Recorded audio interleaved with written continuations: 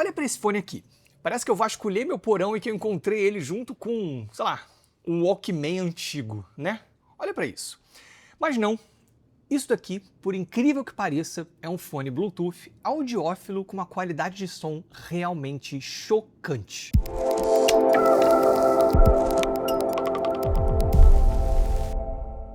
A década de 90 tá na moda, né? Tá voltando. E eu acho que tem surgido muita coisa que pega carona nessa estética que marcou minha infância, né? Eu cresci na década de 90. E naquela época, fones assim eram bem comuns. Eram o que vinha com, sei lá, os Walkmans, os Discmans mais sofisticados, que queriam entregar uma coisa melhor do que aqueles auriculares vagabundos pequenininhos. Mas é um tipo de fone que praticamente morreu. Mas agora, a julgar por esse aqui, que é o Fio EH11, talvez existam excelentes motivos para eles voltarem. Eu tô com esse fone há algumas semanas já e eu confesso para vocês que eu não imaginava que iria gostar tanto dele assim. Hoje eu vou contar tudo isso para vocês. Ele foi enviado pela própria Fio para avaliação, mas não tem qualquer relação com eles não têm acesso ao roteiro antes da publicação, não me pediram para falar nada. Enfim, aquilo que vocês já sabem. Eu vou deixar o link para ele na descrição e vamos lá. O que é o EH11? Ele é um fone supra-auricular, ou seja, essa parte aqui, né, das almofadas, elas ficam em cima das orelhas, tá? Ele fica assim. Ele tem, como vocês podem ver, um design retrô, é portátil, é Bluetooth e custa hoje mais ou menos R$350 já com os impostos. A experiência de unboxing é bem simples, tá? Ele vem nessa caixa aqui, com uma apresentação, cara, bem... Ó, vou até mostrar pra vocês. Bem basicona, tá? Vem com essa parte aqui de, sei lá, de plástico. E os únicos acessórios são um par extra de almofadinhas e um cabo que eu botei em algum lugar, não me lembro, USB-C para carregamento, tá? É só isso que vem com ele. Agora, o fone é esse aqui. Eu sei que estética é uma questão de gosto, mas eu fiquei apaixonado por esse design, cara. Que negócio charmoso, divertido. Eu mostrei ele para algumas pessoas, assim, a reação sempre é a mesma. Tipo, todo mundo olha e fala, cara, que maneiro. Principalmente para quem, como eu, né, cresceu na década de 90, isso aqui é um design retrô, assim, do melhor jeito possível. Tem duas cores disponíveis agora, tá? Tem esse aqui que é transparente e tem um que é preto, mas...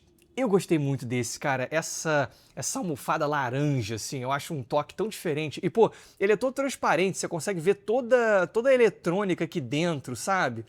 Por exemplo, ó, se você olhar nesse aqui, ó, tá aqui embaixo a bateria, aí nesse, se você olhar num ângulo, assim, você consegue ver, tipo, a placa de circuito que tá aqui dentro. É legal demais, cara. Mas, assim, óbvio, não é pra você esperar uma construção incrível, tá? É tudo de plástico e são plásticos simples. Ele não tem uma construção rebuscada exatamente. Ele é bem pensado, tá? Assim, tem vários detalhes legais, tipo, tem aqui essa bolinha aqui para a parte de metal não bater, né, não arranhar o plástico. Tem todo o design dos meio que aliviadores de tensão aqui do cabeamento interno. É isso, assim, ele é bem executado, mas é um fone simples, não tem jeito. E o que também é simples, mas que é de se esperar assim, de um fone para esse tipo, é ergonomia, tá? Que não é grande coisa.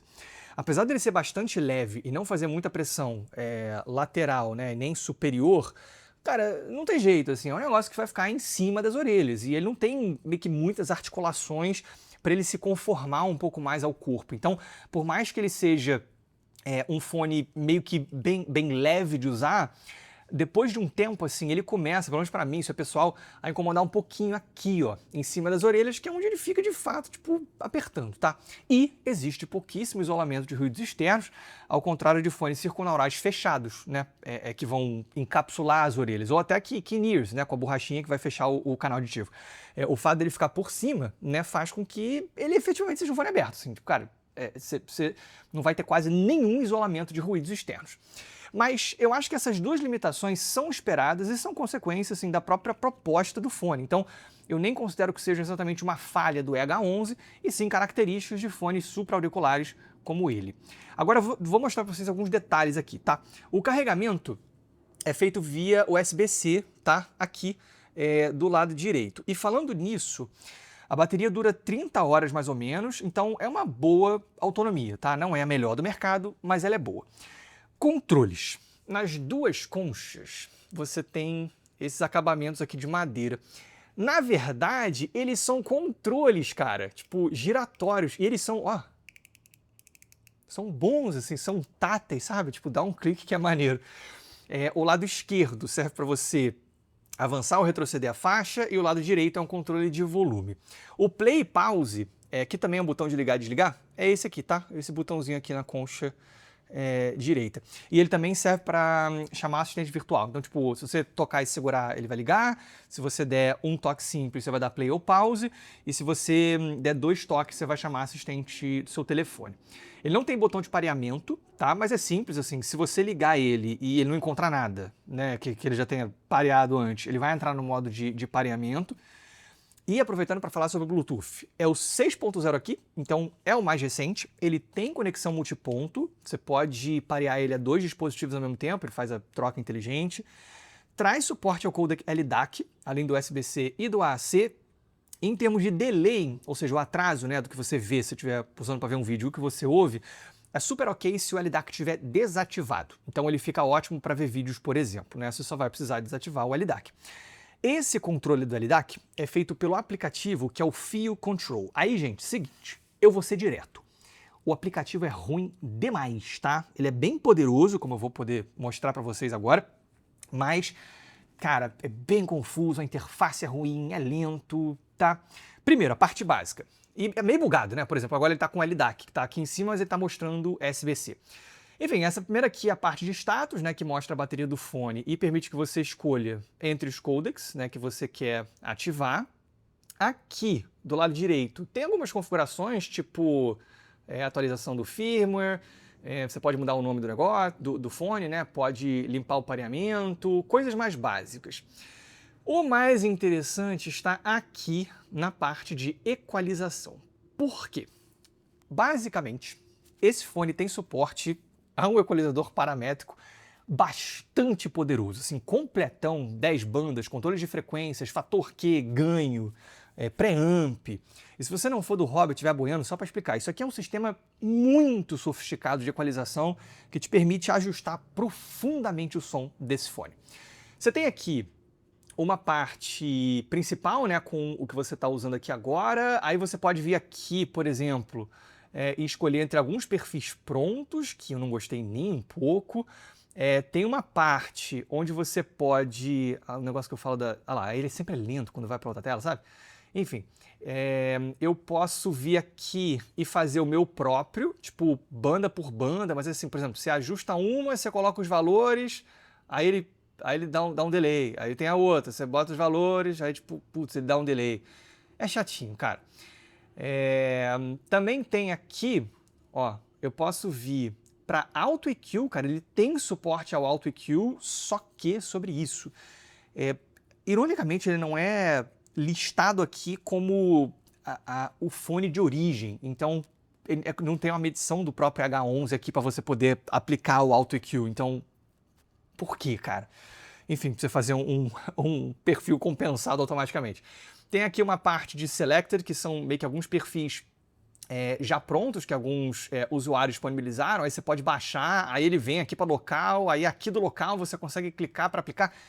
Como eu disse, assim, é um app complexo, é meio lento, é chato de usar, mas independente disso, o ponto aqui, ele é bastante poderoso e extremamente útil porque dá para transformar o H11 de um bom fone, como ele vem de fábrica, num fone espetacular. E isso me leva para o som. Mas antes, coisa rápida. Olhando aqui para as estatísticas do canal, eu vejo que mais da metade de vocês que me assiste não é inscrito. Então, se você gosta desse tipo de conteúdo, não deixa de se inscrever, de deixar o seu like. É algo que, assim, além de me ajudar nesse trabalho, ainda sinaliza para o algoritmo do YouTube que você quer ver mais conteúdos como esse aqui. Voltando, seguinte, de fábrica, o H11 tem um som que eu classificaria como legal em geral, e bem legal para um produto desse tipo, tá? É um som divertido, é envolvente, é como se fosse um COS Porta Pro, em essência, assim, não por ter um som parecido, não tem, mas porque é aquela sonoridade que, assim, não é neutra, eu sei que não é neutra, mas que também não soa errado, sabe? É um som gostoso de ouvir. Ele tem graves legais, apesar de ter um decaimento bem severo, como é de se esperar de um fone como esse, tem boa presença, tem um impacto legal, uma textura interessante. Nos médios, ele acaba tendo uma personalidade um pouco mais frontal, mas acho que de um jeito que me agrada. Eu não acho que seja uma frontalidade exagerada, mas ele coloca assim os médios mais para frente e acaba trazendo uma sensação de abertura e de um som direto que eu gosto. Tem alguma coisa de fone de agrado, sabe? Mas menos exagerado. Meio que assim, me passa a sensação de um som mais cru, que funciona muito bem para gêneros mais acústicos. Não é neutro, sabe? Tem horas que até pode ser meio estranho, meio irregular em tonalidade. Pode até ser um pouco agressivo de vez em quando, mas funciona muito bem para gêneros mais calmos, na minha opinião. Nos agudos, por padrão, ele é um pouco mais brilhante também e rola uma sensação parecida de irregularidade, né, como acontece com os médios. Mas é bem detalhado, tem um timbre legal até, assim. Mas é isso, é uma sonoridade que eu gosto, mas que eu sei que não é um exemplo em naturalidade. Tem um som maneiro, mas de uma forma um pouco mais específica, talvez. Agora, nem vale a pena ficar muito falando assim sobre como é que é o som dele padrão, porque ele tem esse equalizador sensacional. E quando a gente começa a brincar com ele, aí, bicho, esse fone aqui vira muito melhor do que ele tem o direito de ser, assim, tanto pelo preço quanto pela proposta. O Mark Ryan, do Super Review, ele fez um perfil ótimo para ele, tá? Eu vou deixar linkado aqui na descrição, mas eu fiz, pro vídeo dele, tá? E aí na descrição tem o perfil que ele fez. Mas eu fiz um pra mim, que foi baseado numa curva Harman que tinha lá no app, mas eu mexi bastante no Pinagain, deixei ele bem menos forte. Eu vou deixar na descrição também para quem quiser copiar, seria a minha equalização para ele. Desse jeito, eu acho que esse fone fica espetacular. Vamos lá. Primeiro, os graves ficam absolutamente surpreendentes para um fone assim. Eu pego a Breathing do Ben Bomer e eu fico tipo, cara, como assim esse fone tá tocando esses graves, sabe? Tipo, a extensão fica muito boa, ele traz muito impacto, muita força, é porrada mesmo, sabe? Tipo, chão. Não fica exagerado, até porque é um boost que tá mais focado nos subgraves, mas é muito satisfatório, assim, textura é legal, detalhamento também. Eu gosto muito, assim, muito mesmo do que... e fico muito impressionado com o que ele é capaz de entregar em termos de graves. Eu só tenho uma observação aqui. Isso, na verdade, até dá para dizer que se refere ao fone inteiro, mas meio que nos graves é onde eu mais sinto isso, então vale trazer isso aqui já. E assim, é importante assim, ter em mente que o que eu vou falar aqui é verdade para qualquer fone on-ear como esse, tá? E não é uma limitação exclusiva do EH11. Mas é o seguinte, por mais que a tonalidade esteja aqui, né, e seja incrível, o que no caso dos graves significa uma assinatura com peso, com presença, com força, e sem interferência no restante do espectro, ao mesmo tempo rola uma sensação maior de distância em relação ao que eu tenho, assim, em termos de personalidade com o in-ear ou ainda com headphone, especialmente se for um fechado. Por mais que a tonalidade esteja aqui, meio que existe, isso, assim, ela está um pouco mais longe, sabe? E consequentemente mais leve. É uma sensação diferente daquela de um in-ear ou de um headphone, principalmente fechado, né? Que é aquela coisa um pouco mais intimista, um pouco mais com você, sabe? E eu não vou mentir, assim, é algo que às vezes eu sinto falta aqui. É como se fosse a mesma coisa de quando eu comparo o in-ear com o headphone. Eu já falei sobre isso antes, assim, mas, cara, os in-ears me trazem uma coisa que eu gosto muito, que é essa sensação um pouco mais intimista, um pouco mais próxima em relação ao que eu tenho com o headphone. Eu acho que headphones trazem uma experiência que pode ser mais realista em geral, até por conta da maior espacialidade, da maior tridimensionalidade, mas a consequência é que eles soam, para mim, em geral, um pouco mais longe, né? O in-ear, ele tá mais aqui comigo, assim, e é como se fosse a mesma sensação quando eu comparo o EH11 com um headphone ou com um in-ear, entendeu? É como se essa coisa um pouco mais leve, um pouco mais longe fosse mais forte. Mas, de novo, isso não é uma crítica ao EH11, tá? Porque eu até acho que ele é um caso muito brando disso, né? Considerando outros modelos como ele, mas é uma coisa que eu noto e que eu encaro como uma consequência indesejada, pelo menos para mim, desse design aqui. Dito isso, eu continuo achando que esses são os melhores graves que eu já ouvi num fone como esse. Ainda que haja essa sensação de distância, os graves são muito presentes, assim, tem muito impacto, tem uma extensão surpreendente, assim. Eu achei que funciona para tudo, até mesmo para música eletrônica ou hip hop da vida, ele vai ter a extensão, sabe? Ele pode ser um fone muito divertido. Já nos médios, fenomenal, assim. Eu achei que com esse ajuste eu fico com uma excelente presença. Ele fica menos gritante do que com uma curva Harman tradicional, né? Quando eu ativei lá a curva Harman padrão, achei muito gritante. Cara, assim você consegue, pô, ainda tem alguma frontalidade, sabe? Tipo, a posição das vozes no espectro fica excelente. E você tem um belo timbre também, sabe? São médios muito realistas para os meus ouvidos e com uma característica até bem física.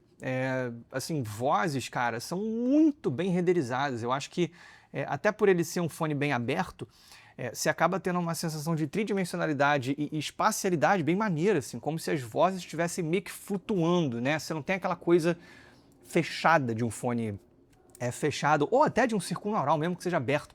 Não sei explicar assim, é diferente, é muito legal, cara. Para alguns estilos, tipo um jazz mais relaxado, assim, com vozes femininas, é incrível.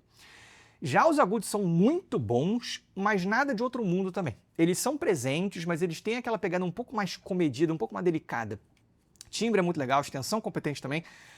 Mas assim, Nick, minha única questão aqui, eu acho que com alguns in-ears nessa faixa de preço, ou até inferior, você consegue agudos com mais extensão, com mais articulação e maior detalhamento também. Aqui são aquelas altas que você meio que tem que prestar mais atenção para que elas brilhem, assim, tipo, tanto concretamente quanto metaforicamente.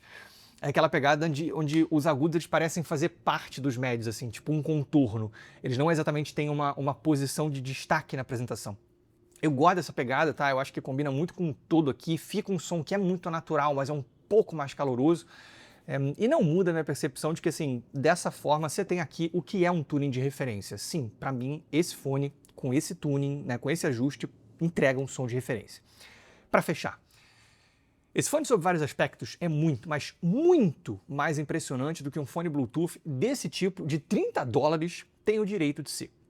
Por padrão, ele tem uma sonoridade que é legal e é envolvente, mas que não é exatamente natural. Agora, se você brincar com o equalizador paramétrico, cara, ele consegue entregar uma sonoridade excepcional e consideravelmente superior a quase qualquer headphone na faixa de preço dele, inclusive headphones cabeados. Eu tenho vontade de dar 5 estrelas para ele, tá? Porque, assim, é uma quebra de expectativas gigante. Fora que é maneiro demais, né, cara? Pô, olha isso aqui, assim, você tem um negócio, pô, bicho, com essa cara, assim, com essa pegada. E, na verdade, é um fone audiófilo, assim, com um belo sistema de equalização por trás, consegue entregar uma sonoridade de referência. É muito maneiro isso aqui, assim. Mas, ao mesmo tempo, eu acho que existem algumas limitações que são inerentes a esse formato de fone de ouvido, né? Eu acho que, assim, tem um motivo para eles terem perdido espaço no mercado. Se a gente só considerasse fones supra-auriculares, aí, bicho, era 5 estrelas sem pensar 2 vezes, tá? 5 estrelas, na minha escala, significa se você puder, compra. E assim, se você tiver atrás de um fone deste tipo, ou seja, eu quero um supra-auricular, então eu falo, se puder, compra. Eu não conheço nada que chegue perto disso aqui. Mas, quando a gente olha para o mercado como um todo, tem 2 questões que são relevantes e que, de novo, tem a ver com um tipo de fone. Conforto e isolamento. Então vamos lá, eu vou fazer como eu fiz no último review, eu vou abrir aqui a minha lista de recomendações, tá? Para poder mostrar para vocês assim como é que eu encaixo ele e como é que eu compararia ele a fones de faixa de preço diferente, mas que são de outros tipos, tá? Então vou começar aqui com headphones, tá? Então, o que eu tenho aqui, né? Se eu pegar, pô, 400 e poucos reais, cara, Anker Q30, em som, sim, ele destrói o Anker Q30, tá? Muito mais audiófilo, muito mais equilibrado, enfim. Se você quiser, você deixa ele tão divertido quanto. Philips SHP, agora 2 cabeados, né? O SHP 9500 e o Hi-Fi Man HE400SE. Cara, aqui, o Hi-Fi Man, ele é mais audiófilo, tipo, mais transparente, mais refinado e tal, mas em tonalidade, sim, eu prefiro o fio EH11. Eu acho que com essa equalização ele fica mais gostoso, fica mais agradável, assim. Eu diria que objetivamente o Hi-Fi Man é melhor, mas eu prefiro ele. O Philips 9500, cara, eu já acho que continuo preferindo o fio, por incrível que pareça. Tipo, o Philips, ele é muito mais analítico e tal, tudo bem, mais detalhado, mas enfim. E todos os outros fones sem fio aqui, cara, prefiro ele em termos de qualidade pura de som, fidelidade, né? O Hi-Tune Max 5C, tipo, cara, o fio é mais legal, enfim. Então, em termos de headphones, é assim, se a tua prioridade for qualidade de som, pra mim, ele é a parada.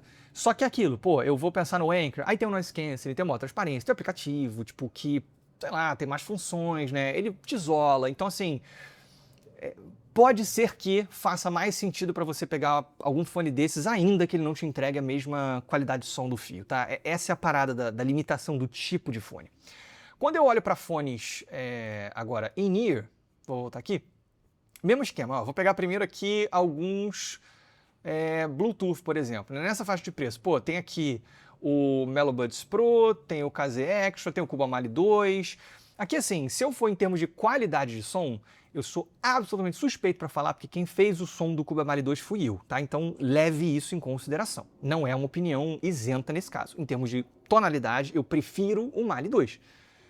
Mas tem gente que vai preferir o fio e é isso aí. O Anker Liberty 4 NC, assim, tem gente que vai preferir o som mais divertido dele, mas para mim o fio é mais equilibrado. Mas em relação a esses fones, entra um pouco aquilo dos headphones também, que é tipo, pô, você vai ter mais recursos, vai ter o noise cancelling, maior transparência, são menores, mais convenientes, você pode preferir isso. E em relação aos in-ears cabeados, cara, é uma experiência muito diferente, né? Mas, pô, Ih, peraí, eu selecionei os dois. Aqui, ó. Nessa faixa de preço eu tenho um KZ ZS10 Pro X, um Fine Clean, um KZ ZAR. Entre todos esses, eu acho que, ainda que tenha de novo aquela pegada da distância que eu expliquei, a tonalidade do EH11 é mais correta para os meus ouvidos, tá? E meio que tão divertida quanto um ZS10 Pro X, por exemplo. Um TRN Con já mais naturalzão, assim, já pode ser uma coisa um pouco mais parecida, mas aí não é Bluetooth. Enfim, essa é a parada, tá? Por conta disso, por conta desse cenário, né, por, tipo, o fio naturalmente ser de um tipo que tem suas limitações, né, que é o conforto e isolamento, eu vou dar 4 estrelas para ele, tá? É um fone que se destaca e muito em relação ao que existe na faixa de preço, mas eu não dou 5 estrelas porque eu acho que existem algumas questões que são inerentes a um fone supraauricular. Assim, para quem que eu recomendo? Ó, para quem quer a maior qualidade de som na faixa dos R$350 e não quer um intra-auricular, eu acho que é isso que ele entrega. 2, para quem quer uma plataforma que, por meio da equalização paramétrica, pode soar como você quiser, pode ser um belo jeito de você aprender sobre isso. 3, para quem quer um fone muito divertido, assim, não em termos de som, mas tipo como produto, né? Uma estética maneira, uma proposta diferente, um som sensacional. E 4, para quem não gosta de in-ears e quer algo mais discreto do que um headphone tradicional. Para quem que eu não recomendo? Para quem precisa de isolamento de ruídos externos. 2, para quem é sensível com conforto e não curte fones supraaurais. 3, para quem quer o máximo em portabilidade, né? Um in-ear para isso é uma proposta mais completa. E 4, para quem quer um fone Bluetooth com mais recursos, né? Tipo noise cancelling, maior transparência, etc. E eu? Bom, eu me apaixonei por isso aqui. Eu acho que a melhor forma de colocar eu recebo muita coisa hoje em dia aqui pelo canal. Esse hobby é hoje o meu trabalho, né? E é raro hoje em dia eu ficar realmente assim, tipo, animado com o fone, sabe? Tem pouco fone hoje que eu tenho vontade de comprar.